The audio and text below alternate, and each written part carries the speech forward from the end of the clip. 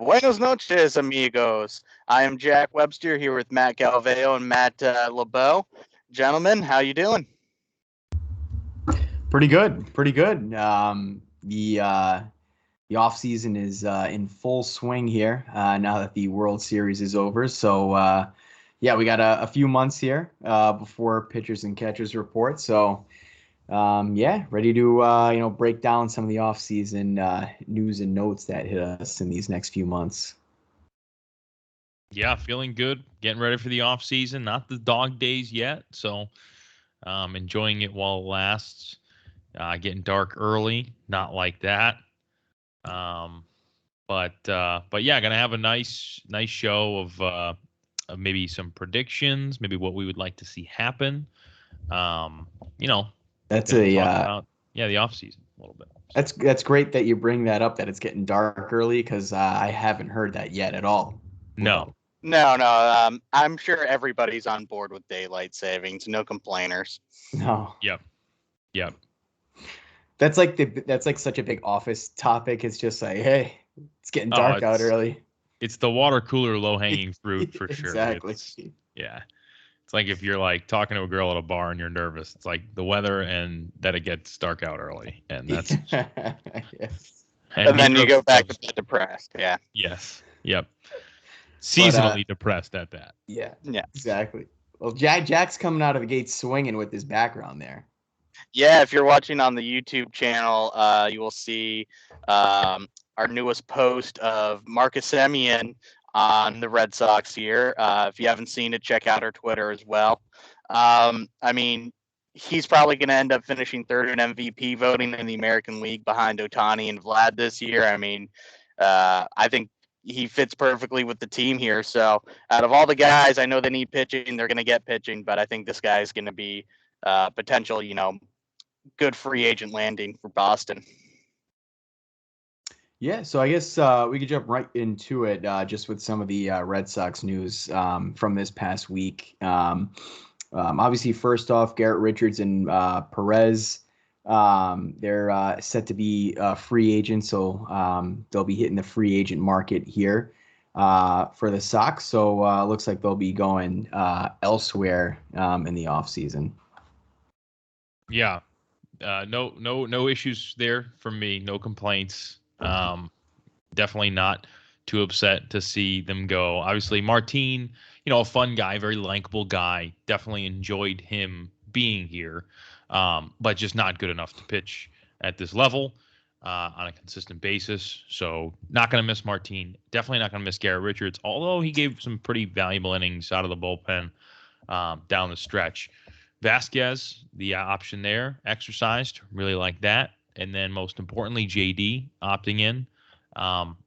Really like that as well. So, yeah, a lot happened, but all things that were kind of expected. Yeah. I don't know if I was definitely 100% expecting the JD opt-in, but definitely a pleasant surprise there for sure. Yeah, because JD, once he signed that deal with the Sox, he had 3 opt-out clauses in that, and he never used one of them. So he stayed his entire contract. I'm not too surprised that he opted back in, though. I know there's some rumors going around that he might opt out, especially with the National League most likely adopting the DH next year. But I mean, $20 million out there for, just another good year. He can make that again if he hits the free agent market, especially if there are more teams available out there to sign him too. Yeah. And this will be a walk year for him. I mean, you can expect his very best. So that's good for the Red Sox, good for JD. Hopefully he gets another big deal somewhere if it's with the Red Sox. That kind of leads me to what the first thing I feel like they should do is definitely retain Schwarber. And the reason is because that'll be a nice bridge to the DH for the coming years. For 2022, I think they can find a spot for him, plug and play, a little first base, a little outfield, a little DH. Mix and match. Some guys are going to get hurt. Some guys are going to need days off. I think there's plenty of playing time to go around. And then in the playoffs, he'd play first, ideally. So, Schwarber. Yeah, I mean, Alex Cora is the perfect guy to, get every guy their at bats there, especially somebody that's playing every day like Schwarber. So he's probably not gonna, if he does come back, he's not gonna have to find, oh, you're playing first every day, or you're playing left every day, or DH in there. You're gonna see him all over the place. Yep. Right. Yeah, like you said, LeBeau, definitely a perfect bridge to, an eventual JD exit if he does choose to do that, following next year. Also, Eddie Rodriguez, and, he got extended the qualifying offer. He has had interest from other clubs. I believe notably the Angels have some interest in him, bringing him in. So what do we got for thoughts on a potential Erod exit? Yeah, well, I mean, the Angels should be in on every single pitcher that's out there. I can't remember the last time they had anybody decent that they didn't trade away here. So I feel like we hear their name on a pitcher every single offseason, so I'm not too worried about them. There's a lot of teams that are going to be interested. I actually wouldn't be too shocked if he accepts the qualifying offer, though. Who knows what's going to happen this offseason? He comes back for one more year, or I think he's only going to be in his age 29 season, and then able to test the free agent market again. So I wouldn't be too surprised if that ends up being the outcome here. Yeah, no, I agree. I mean, at this point, I would like to see him. I don't want to say almost like to see him walk, but I think I would prefer him walk and then be replaced with, another pitcher, maybe like a Rodon, or you can maybe get a little more spicy, maybe like a Verlander or something like that. Red Sox are going to sign a starting pitcher. They just have to, or acquire one from maybe Oakland or something like that. But Eddie, I mean, I feel like the Red Sox and him are both kind of in a win-win situation. Eddie makes $17 million if he accepts the qualifying offer. Red Sox get a 1-year deal from a guy that they know is going to probably get close to 200 innings. And yeah, I mean, it's good for both sides. I would like to see him walk, though, because the draft pick compensation would be good, and you can replace him. So that's the thing. Exactly. Or you don't have to worry about signing a guy with a qualifying offer, because then it essentially offsets itself. Right. That's why, like, Rodon is the first guy that comes to mind. I know that's talked about a lot, but he didn't get a qualifying offer. So he's just, he's not going to require draft pick compensation. So that's a very good trade-off. If you can not only get the pick, but get a guy like Rodon, who had a good year last year, sub-3 ERA, threw a no-hitter. I would love Carlos. That's. Yeah, Clayton Kershaw, also no qualifying offer guy. That would be something to see him in Boston, though. Yeah. How you doing? And also, I know, LeBeau, you brought up the Verlander situation as well. I mean, I know the Red Sox were at his workout here in Florida, so that'll be an interesting. A guy, obviously a veteran, quality pitcher.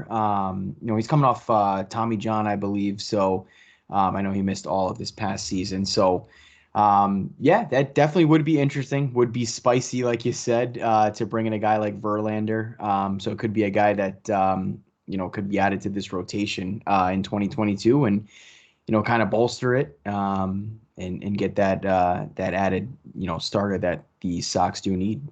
Yeah. I would say if out of the three, right, the three big names, Kershaw, Scherzer, and Verlander, and there's a bunch of other starting pitchers that are very, very good, the Stromans, right, Rodons, but out of those three, the three guys that are probably going to end up being in the Hall of Fame someday, almost definitely, the best chance I would say the Red Sox to have signing one of them is going to be Verlander. 1-year deal. I can see like Verlander kind of being that guy where he does pitch into his 40s at a high level, kind of channeling like his inner Tom Brady a little bit. And yeah, I mean, I would really like to see it, but I mean, at the end of the day, it's probably not going to happen, but it'd be cool. Kershaw would be a disaster pitching in Boston in the playoffs. That would be just a horrible disaster. Plus, you already have a left-handed, front line starter in Sale. So, yeah, no, out on Kershaw. Scherzer would be cool, probably too much money. I picked Verlander.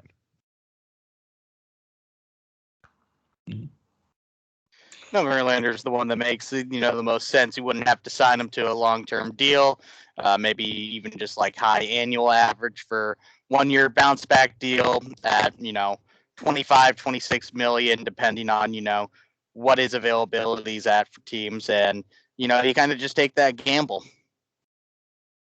Wouldn't mind seeing Kate Upton at Fenway. Sup. Or like Kate Supton. Good one. Yeah. Thanks, man. No worries. That was my first joke.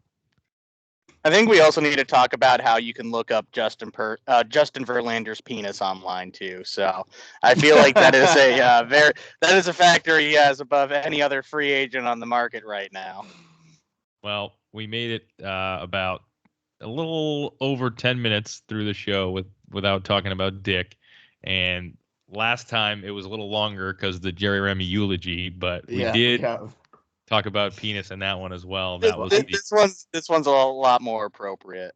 I do think a lot of people appreciated Tony the Tiger. I think that was a big hit. Yeah, I think it was too. Well, yeah. We'll have to get him on at some point. Yeah, I learned a lot about that whole thing.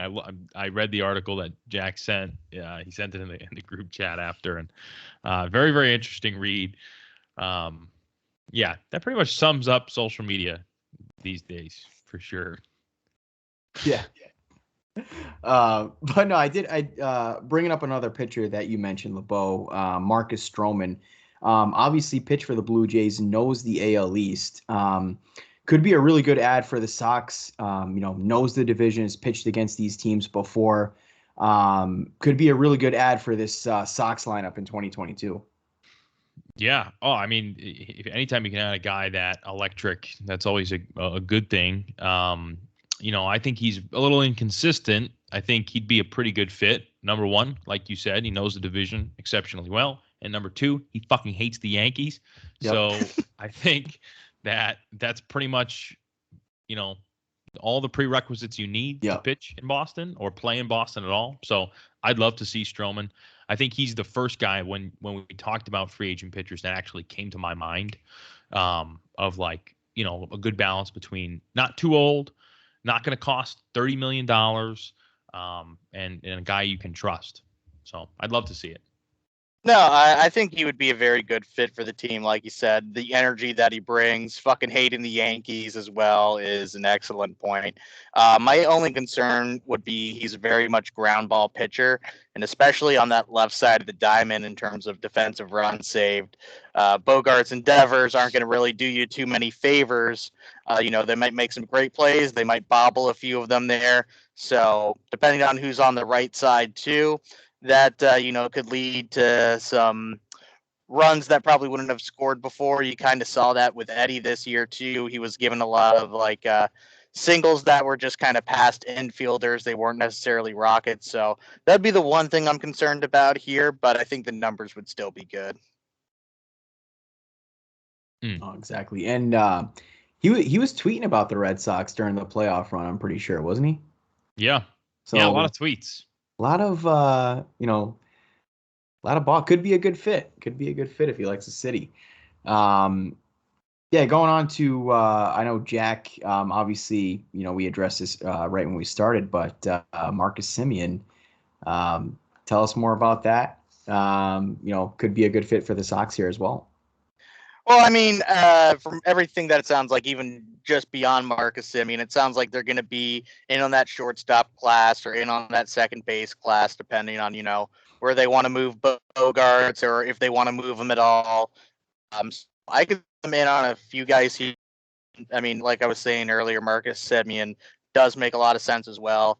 But even a guy like Trevor Story, who might be willing to move over to second base, or maybe not like the Carlos Correas or Corey Seagers of the world, but I think there's some other good shortstops that are available out there right now, either via free agency or even maybe a trade. So that's an area where I definitely see them making a move. Who that might be is, kind of throwing a dart at the board right now. But I think that's an area where they're going to improve.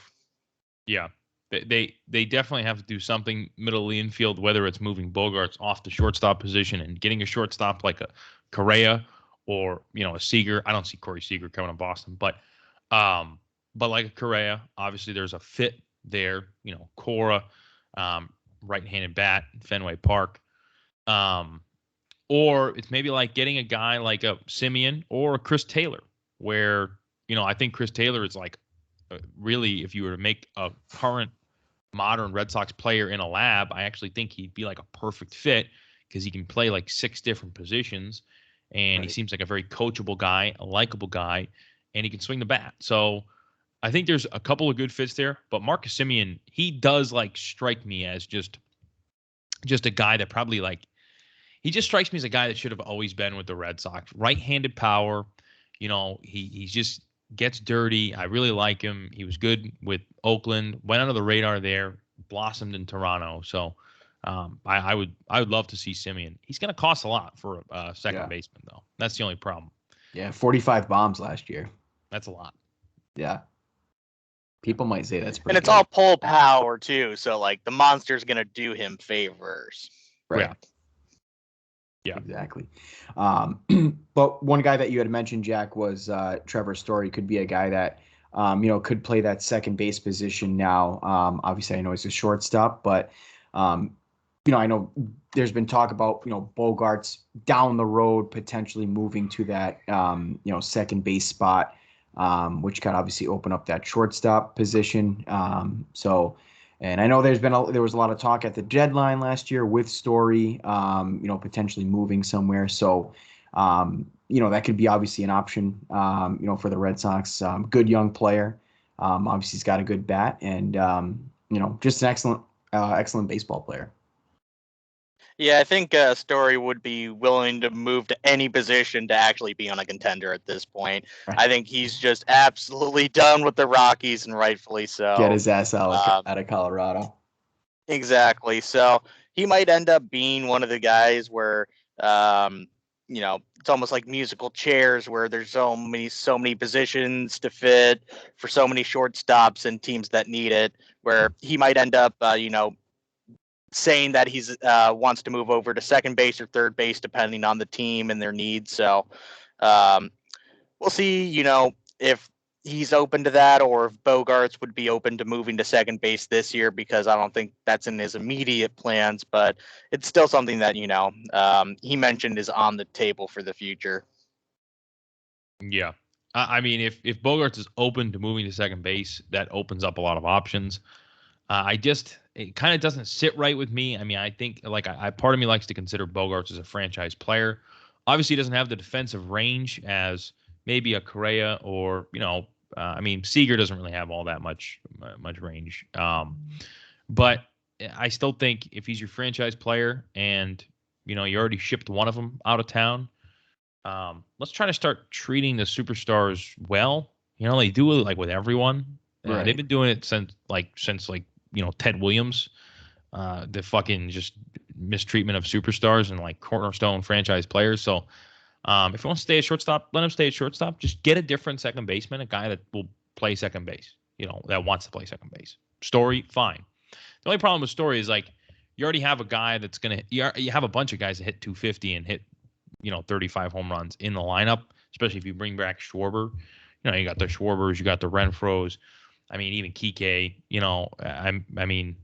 I'd like maybe someone who gets on base a little bit more, maybe hits a few more doubles, things like that. But I do like Story. He's a good player. Yeah. And just moving on to some of the other, free agents or positions that you'd like the Red Sox to fill. Bullpen wise, who do you guys like that's out there?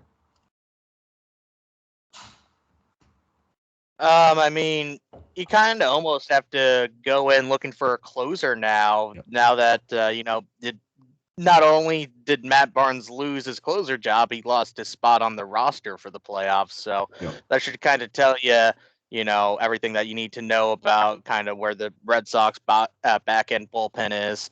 Robles is gone, which, who knows if he comes back or not. So you're kind of looking for, a lot of those late end guys, maybe another lefty to kind of back up Josh Taylor, but there's definitely going to be some moves there, probably even like 3, 4, maybe not 5, but it will be a different looking bullpen. Yeah, it's got to be a focal point. Obviously, so many ups and downs. You found guys, you lost guys, and then guys found it and then lost it. It's just you got to get someone who has experience. I think Iglesias is a great option. He's like the generic first name that comes to mind. He's probably going to be the highest paid bullpen free agent out there. But there's a lot of options. It's actually pretty deep. I was looking at it, and get a couple, get a few. You're going to need a few. If it's a closer, great. If it's a setup guy and you maybe want to make like Garrett Whitlock the closer, then I'd be open to that. I think Garrett Whitlock would be better off in the rotation, but right. Yeah, you got to do something. That's a name I was going to bring up as well, Garrett Whitlock. I know, Jack, you had him penciled in, as part of the rotation this year. So, do you still feel that way, or do you feel like maybe he stays in the bullpen? Yeah, I mean, as of right now, I would definitely like to see him as a starter, at least entering in spring training. Have that full off season where you're able to build up that workload and, be prepared just in case you need to throw 162 plus innings throughout the season. But I feel like, especially in spring, depending on what moves the Red Sox make, it might be, somewhat of a competition between him and Tanner Houck and, whoever doesn't get that rotation job moves into kind of more of a back end bullpen type of role where they can pitch 2-3 innings if need be. So, I mean, between the two of them, you have two solid options of depth there, which I feel like are going to flip flop either way. So that, is one big help that I think is going to, change things throughout more of the season than last year even. Yeah. I agree. I don't think that. I mean, if the Red Sox get two starting pitchers, right? Say they get, just hypothetically, say they sign Justin Verlander and bring back Eduardo Rodriguez. Right now, you're rolling with Eovaldi, Sale, Verlander, Rodriguez, and probably Houck or Whitlock, but probably Houck. Realistically, I mean, he'll probably be given the opportunity to be in the rotation immediately. That kind of would force Whitlock to the bullpen anyways, which I don't mind. I think that's fine. I think he's definitely good out of the bullpen. He's great out of the bullpen. So, but Houck's stuff probably plays well for the bullpen too. I don't know. Maybe they might end up both being a bullpen by October 2022. You really have no idea. It's just. Yeah. And you can throw Nick Pivetta in that same conversation as well, especially if you do bring two guys back. I think what he showed he's able to do in the bullpen last year actually may have hurt him a little bit in terms of, future starts, because now Cora might see him even as a guy in the regular season. He might be able to bring out of the pen, get some spot starts here and there. So you're going to see, this roster and the pitching probably be even more fluid than last year. Yeah. Pivetta was a guy that I totally forgot about, honestly. So good catch. But he'll probably be in the rotation. I mean, you got a lot of options. I don't know. We'll see. Oh, exactly. Another guy that was out there just, going through pitchers and all that. Obviously, Kevin Gausman's a big one. Robbie Ray's a big one. Let's see who else. There's a few. I don't know if any of those guys kind of strike a chord with you guys. If you could see them potentially in a Red Sox uniform in 2022.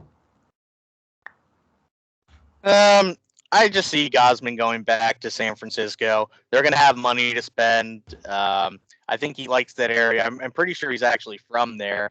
And I mean, I'm not sure he's going to want to return back to the AL East after, a lot of times the Orioles there and it being, one of the most toughest divisions offensively, especially in all of baseball. Robbie Ray, I can see that as a fit. I think another team might end up bidding more at the end of the day, which is perfectly fine. I mean, you can't be handing out, $200 million contracts to just everybody here. So If another team ends up, I don't want to say overbidding for him, but outbidding us at least, I'm not going to lose any sleep at the end of the day. Yeah, I agree. I mean, I do like Robbie Ray. He's a very good pitcher, and now had 2 good seasons, where you're going to finish in the top 10 in Cy Young. You had a good 2017 with Arizona. Other than that, though, I mean, I would have liked to see maybe a little more consistency throughout the rest of his career before I give him like $200 million, which is probably what he is going to get or close to it. I think for that, I'd probably rather just go short money, short deal with Verlander, and then kind of reassess it next year, or maybe Stroman, a little more of an affordable option than Robbie Ray. And plus, again, Yep. You already have your frontline left-handed starting pitcher. Plus, if Erod comes back, now you have another lefty in there. You don't need 3 lefties in your rotation. It's fine if you have it, but you don't need it.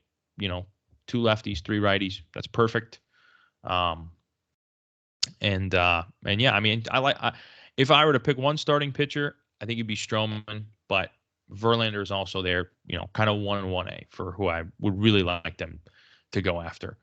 Now Rodon is an interesting option if you're going to replace Rodriguez. Well, Eddie's not going to come back, then I'd like to get Rodon because similar pitchers and no draft pick compensation attached. So, yeah, another name that might be a good replacement for Erod if he ends up signing for another team is Sean Manaea. I mean, the A's are just going to be on a fire sale, just like how they have to do every few years here. So I don't see him, costing a ridiculous amount in trade picks or anything.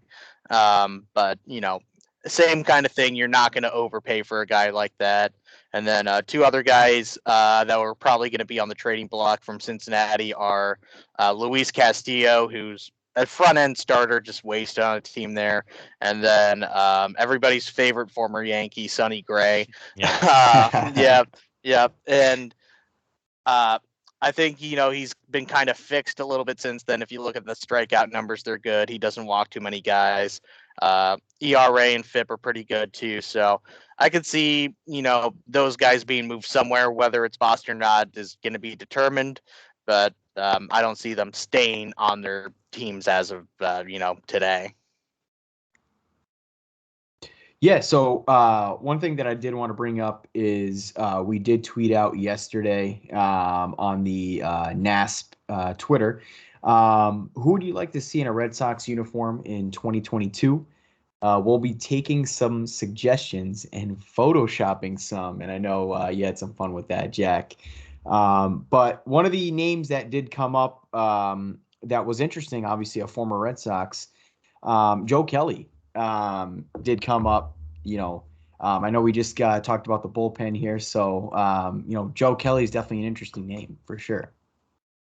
Yeah, no, sign me up. I mean, Joe Kelly, great fit, loves it here, champion here. Then won a World Series in 2020 with the Dodgers, has experience pitching in the playoffs, has experience pitching in long relief, in a closer role, in a setup role, and as a starting pitcher as well with the Boston Red Sox, mind you. Yeah, definitely. I mean, that's a no-brainer. He has some injury issues, so that's got to be monitored. But they could do like a 2-year something, 2-year little juice in the pocket there, and I think it'd work out for both him and the Red Sox. I don't see any reason why they can't get something like that done. They need bullpen help. So. Yeah, no, I'd love to see Jim Buchanan back in a Red Sox uniform here. Yeah. I did play Pokemon Go with him at McCoy Stadium in 2016, so me and him are very good buddies. I know he definitely remembers it, and, it's something I guess I remember here. But no, I could see him being a good fit. He even said when he hit free agency after 2018 or 2019, whenever it was, that he never saw himself pitching for another team other than the Red Sox. So I'm sure he would be very open to a reunion. His numbers were even better than I realized last year. He was actually, a top of the line reliever. You kind of see an embarrassment of riches on that with the Dodgers at times. But so he's gonna make a team better at some point this offseason. Yeah. The problem with a guy like Joe Kelly for a team like the Red Sox is the Red Sox are going to make a lot of moves, and that's a move that you do like kind of at the end when you have all your ducks in a row and you know where you are in relation to the threshold. So if he's still around in maybe January or whatever, late January, early February, then I think it becomes a little more feasible. But I don't think you're going to go out and sign Joe Kelly before they go out and get a starting pitcher, before they maybe go out and get a first baseman or, a second baseman or, another outfielder or something like that. So, yeah, I don't know. We'll see.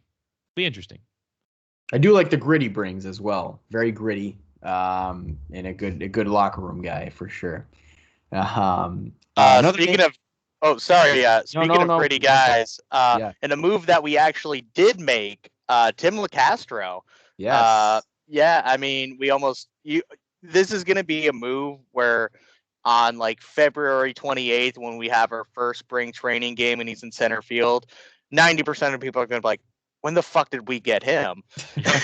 Yeah. But he's going to be a very solid fourth outfield guy for us here. And, if you're able to just get him, especially from the Yankees, just letting him go, that's just one less thing you need to worry about long term here. Oh, he's the fastest guy in the league. I mean, you get a guy pinch run like that. I mean, that's great. He's fucking wicked fast. Another guy that some of our Twitter followers mentioned was Chris Bryant, obviously former Cub, former Giant, was traded last season. So Chris Bryant was another one that some people brought up. Yeah, I mean, you can plug him in at a few different places. I mean, you probably don't move Devers at this point. You probably give him another year or two before, you might try first, you might try DH, you might even try left. So you kind of have almost a full outfield here in terms of everyday starters with Kike, Verdugo, and Renfroe. So if maybe, first base, but it's, kind of who's going to offer him the most money to, play consistently. So another guy that would be great, but I just don't see him coming here over another place.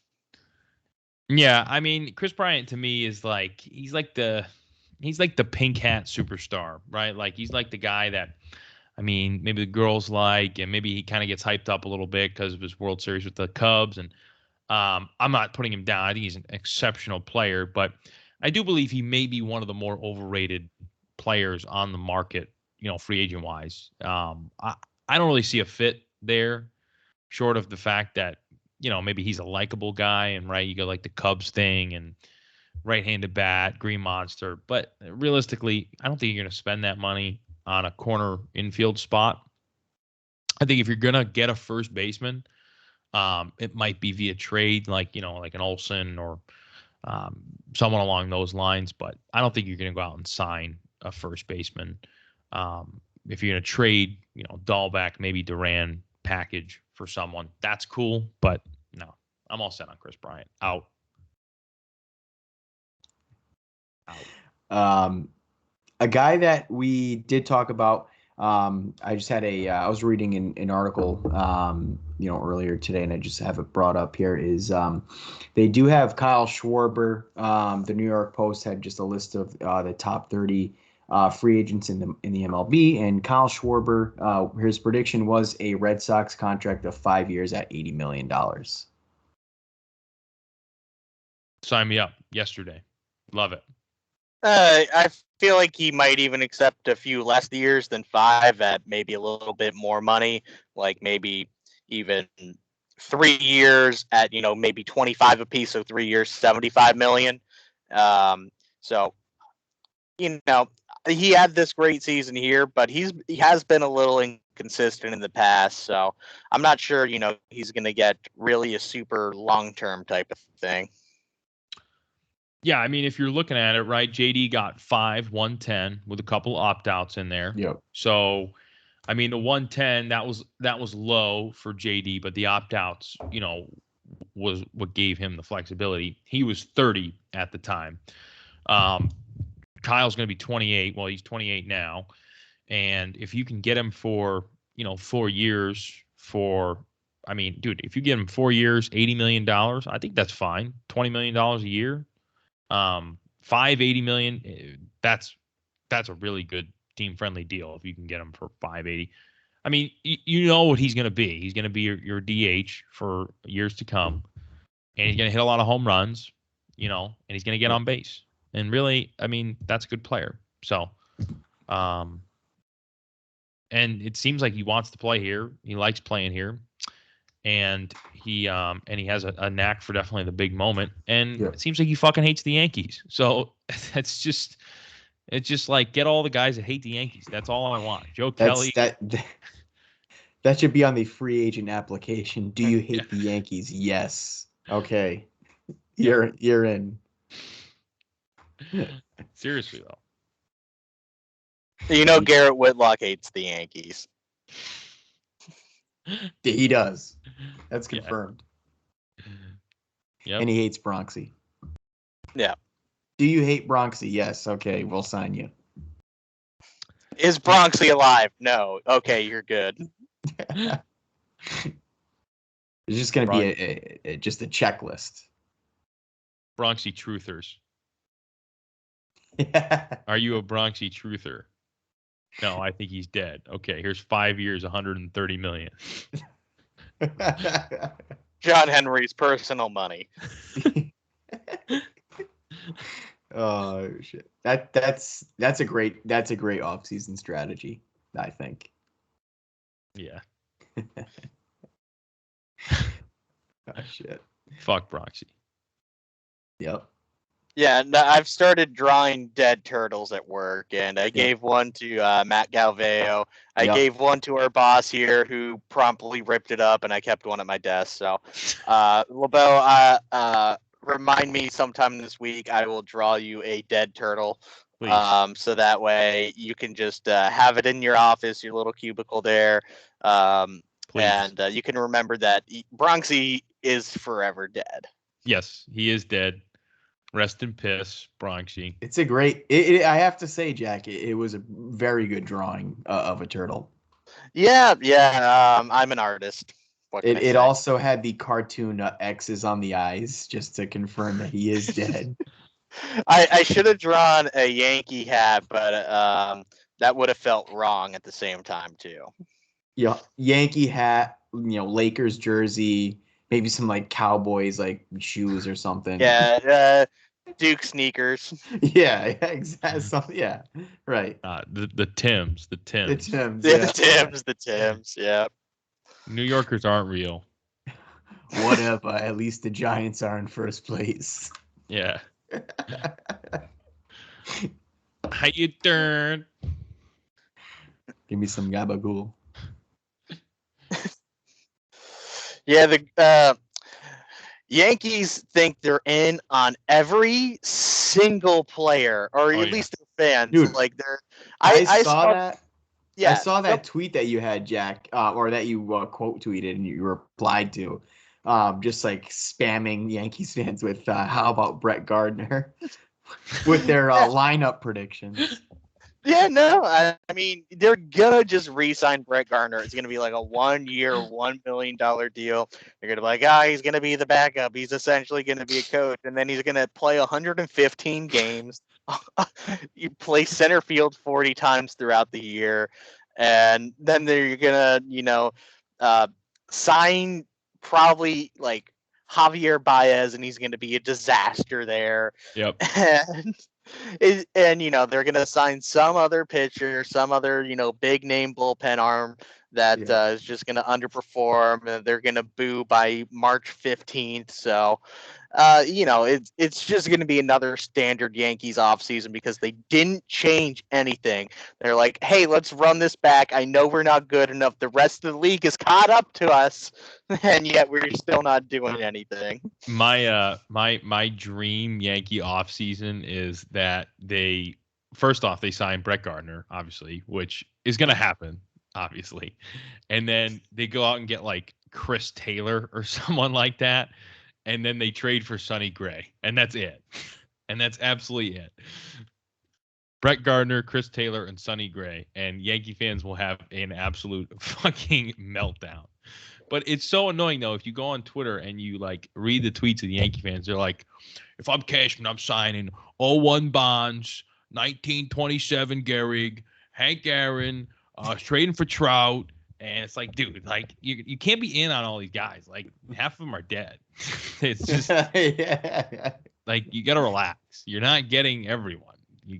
They're like Matt Olson. We want Matt Olson, Carlos Correa, Justin Verlander. It's like, dude, you're like Trevor Story, like all these guys. Like what? Dude, they're already over the luxury tax. They've been over it for a couple of years now. Well, it reset in 2020, but they're way over it. So this is the lineup that's let's see, what's his name? Max Toller posted. I saw this. Yeah, this is the one that the Judges Chambers, a Yankee discussion group on Facebook.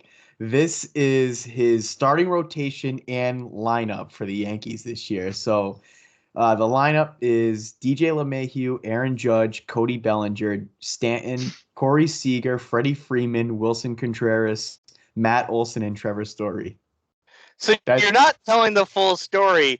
They had Trevor Story, a designated hitter. Yep. They had Matt Olson at second base, and they had Giancarlo Stanton in the outfield, probably like in left field. Yep. And I don't even know who they had in center there. Yeah, so Bellinger was at center. Yep. Oh, Bellinger. Yes, Bellinger. They're trading for Cody Bellinger, too. That's going to, solve all their problems.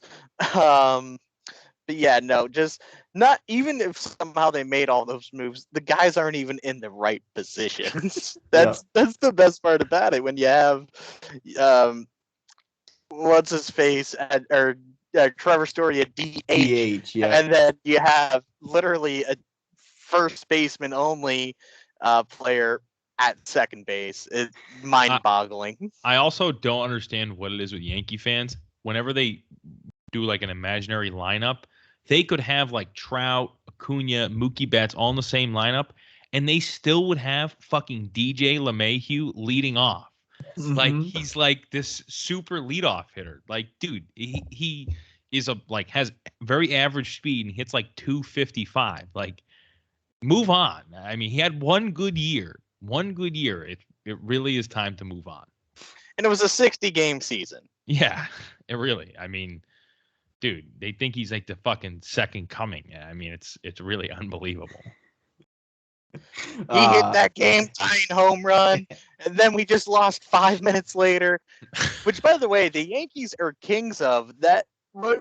That Field of Dreams game this year is just the funniest thing because Yankees fans were just so happy online for like 15 minutes. It was the best moment of their year just to have it be ruined instantly.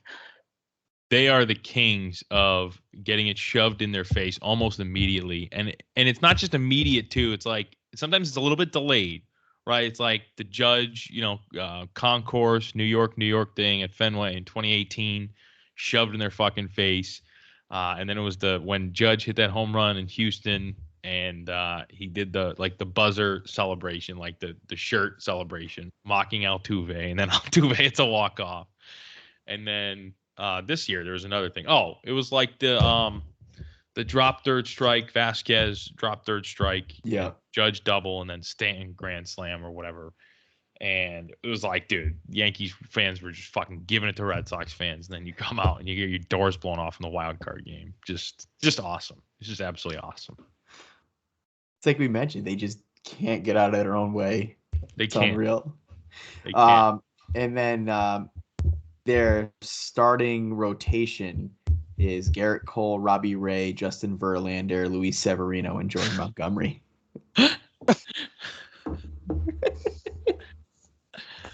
Oh my God. You really can't make this shit up. I mean, that is literally like $120 million advocated or allocated just for starting pitching payroll. That's more payroll than like 25 other teams. So Oh, don't worry. They're gonna just trade Miguel Andujar and Clint Frazier for Yes. a team's best talent here. Yeah, I don't think that joke will ever get old. I've actually seen Yankees fans like make jokes about it now too, which really just shows what year we are on of this same continuous shit right now. Yeah. No, the Andujar and Frazier trade proposals never fail. They do not miss. Do not miss. Matt Olson and Sean Manaea for Andujar and Frazier. They're two good players. They just haven't come into their own yet. I'm telling you. Yeah, it's because they don't have everyday playing time. Yeah. Clint Frazier can't even stand up. Matt Olson playing second base this year. Yeah. Trevor Story DH. Yeah. Hitting ninth in the lineup. Yep. But DJ LeMahieu still leading off. Yep. Brett Gardner batting second. Yep. The Brett Gardner thing will never not be funny. No, It's just fun. in 5 years, like after he's retired and everything, I will still be like, oh yeah, the Yankees are signing Brett Gardner on a 1-year deal, 1.5 million. Dude, that's like that's yeah. That's like Jack. Didn't you? You had on Twitter. I think you tweeted at somebody who had like, oh, in 2035, like the Yankees lineup will still include Brett Gardner. That was on Baseball America. And I commented like, oh no, Brett Gardner, fake news. And I probably had half a dozen Yankees fans being like, no, I don't see them bringing him back. He's like a little older. And I'm like, no, he's the only player there with veteran experience. He knows how to win. Judge and Stanton have never won anything in their life. And so you need that leadership of Brett Gardner. As a lifelong Yankee fan and someone who's been watching the team for 34 years, bring back Boone, Cashman, and Gardner. That's the key to success. You hear me? You hear me, Hal? Bring back Gardner. They're calling WFAN. Yeah. On the drive home. Francesa. Dude, and you know what's so funny is they're just like bizarre creatures, really. They are in on every superstar in the freaking in the MLB, and then they get upset about Andrew Velasquez getting DFA'd or getting waived and someone picking him up. Like, dude, the guy's like he's a nobody. I mean, he plugged in for a couple of games because he's from the Bronx. Like, people are like all upset that they got rid of him. And it's he's like, a dude, hometown relax. kid. Yeah. Like, dude, relax. Like, you're gonna be fine. You're gonna get Matt Olson, Sean Manaea, Trevor Story, Blake Kershaw, Cody Bellinger, Kershaw, Randy Johnson in his prime. Yeah. I know Randy didn't work out first time around, but second time around it's gonna work. Yeah. Oh shit. Yeah, I mean, I know we're hitting the 50-minute mark here, but yeah, I don't know if you guys had any other things to throw out there as far as free agents go, and anybody that's on the market. Well, I mean, if you want to go around, say, I guess, what would your dream off season be if you could have it, your way, without being too unrealistic, right? And then, yeah, I mean, that's pretty much it. We can wrap it up. I mean, there's a lot to talk about in the coming, weeks and months because things are going to start to happen. I think I would say get Schwarber back, get a starting pitcher. I'm not really too picky on who, just someone who can eat innings and maybe, pitch pretty well. Rodon, Stroman, Verlander, anyone like that is completely fine. I would also like, I would say for a position player, I think I would like them to go after, Carlos Correa. Go big. Go get Carlos Correa, and that'd be awesome. I think it's realistic, but who knows? And then you need some bullpen pitchers too. Yeah, so I mean, I'm pretty much in a similar boat. I would love for Kyle Schwarber to come back. If he doesn't, I think they're still in a good position. They'll bring somebody to fill in that hole. Um, I think they'll be in, on not, an ace, but like a number 3 guy, kind of like mentioned, like a Luis, a Castillo or a Justin Verlander or somebody like that. And then I could see them getting, kind of a little bit more of a back end guy, maybe, a name that you didn't expect the Red Sox to sign and then might end up being good um, and then, I think really the 2 guys for the middle infield that I think are just most likely, obviously it would be great to have Carlos Correa here. I think, another team might outbid us for him. But, Marcus Semien, Trevor Story, I would love to see one of those 2 guys there. And then other than that, yeah, just bullpen. You never can have too many arms. And but honestly, just keep that depth that you have now. You don't need to trade Cassis. You don't need to even trade Jeter Downs or anybody else like that. You kind of, ride that ship right now. For sure. Yeah. Yeah, I'd say obviously for pitching, I like either Stroman or Verlander would be great to have. Obviously for somebody in the lineup, a position player. I agree with you, Jack. I do like Trevor Story a lot. That'd be great to have him in the lineup. Obviously here at Fenway. Kyle Schwarber, definitely for sure. And then adding some bullpen help. Fuck it, bring back Joe Kelly, man. I'm down for that. Add that grit. Add that grit. But then obviously just adding depth pieces where need be. And I think obviously the team's in a good position. Made it all the way to the ALCS. I think if you make those additions with starters and add some bullpen help and maybe try to get a position player like a Story or a Semien or like you said, LeBeau, even maybe try to go after a Correa. I think they'll be in a very, very good position going into 2022.